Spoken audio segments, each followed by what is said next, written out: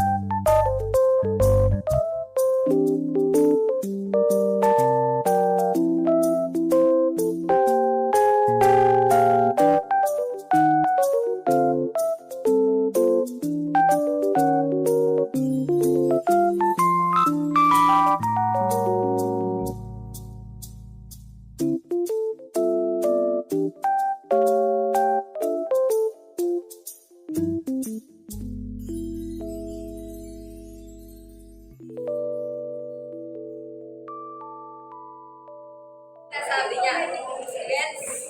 Gets niyo ba? Sa isang 25 minutes, finish your part. If you matapos yung time, are you familiar with the Pinoy Video? Parang ganun siya. But dito may quiz.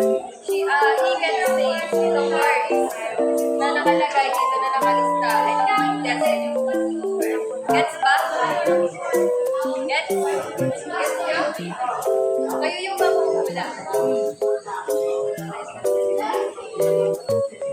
So, you can say these words, but you can say anything about it. You can say, you know which word. You can say anything about the word in English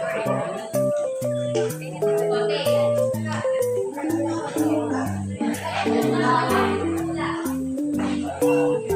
Are you ready?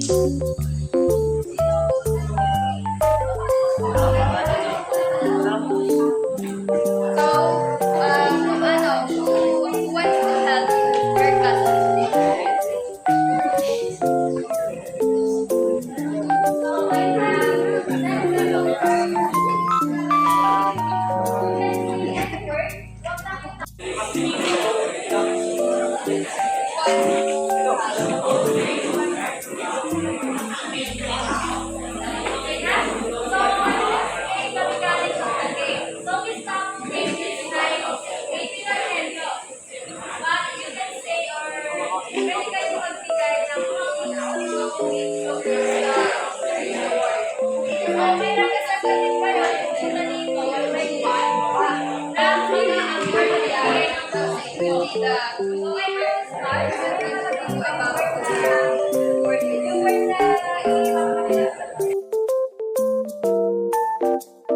So, hindi man ganoon kaganda ang pakiramdam ko that day, still, this experience is a treasure for me because this is my first demo teaching and I realized 3 most important things.